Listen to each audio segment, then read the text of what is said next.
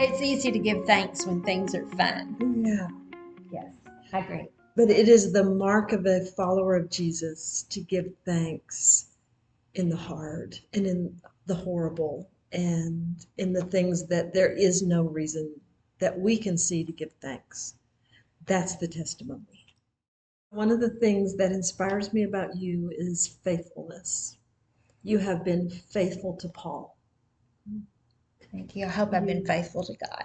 And that's what I was going to say. And I've seen you be faithful to God. When you didn't know how God was going to show up, when you didn't know how he was going to be in a situation, because God does not always provide relief. No. Instead, he helps us walk through it. I mean, Paul's not healed, very obviously, and many people were praying for his complete and total healing. Which we believe in. Which we believe in. Yes. I confessed even at the time. I said, guys, y'all just keep praying for healing. All I'm praying for is to get through today. I would go back to that word rejoice, to look for what you can rejoice in this situation. Yes. Yeah. And I have seen you walk through the hard things. Maybe you are praying for relief, but when relief doesn't come, we walk towards God and saying, I know you will bring good out of this. Complete what you have begun in me. I give you permission. Even in this. Even in this. Yeah, even in this.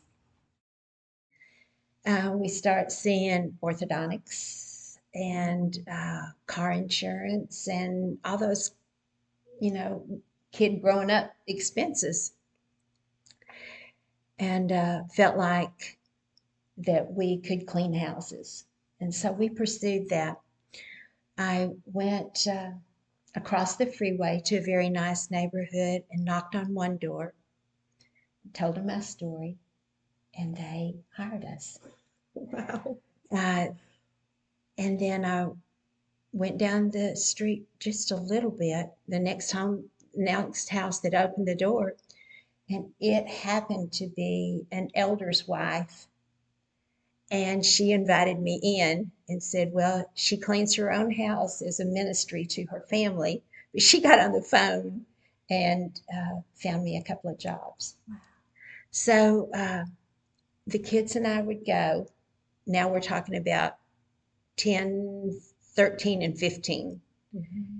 And we would clean houses all day on Friday. And Michelle, they were trained, I'm a little bit OCD. And so they were very trained to do that. And it was a joy to watch them. It was a joy to be family and do that. Mm-hmm. And everybody had their specific jobs and nobody ever wanted to change.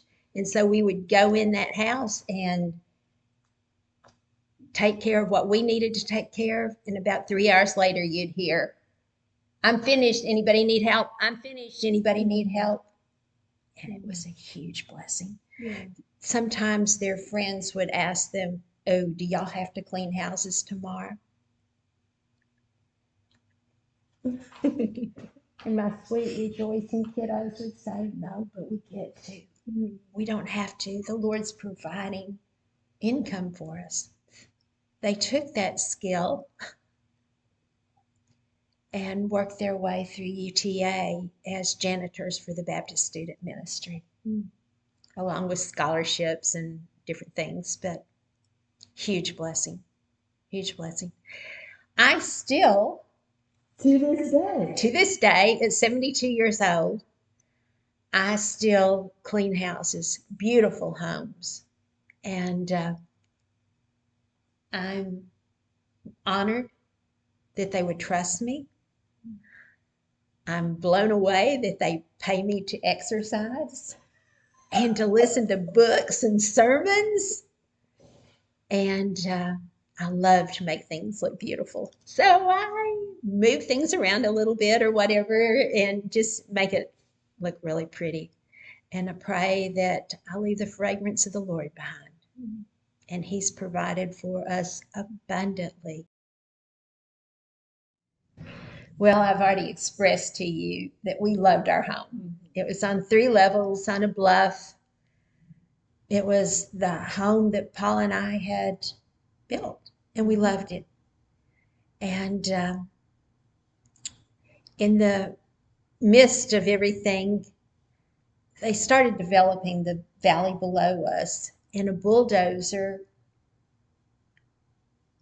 plowed down 5,000 square feet of our trees. In trying to settle with their attorney, he blurted out, "Lady, just sell us your house and we'll pay you double."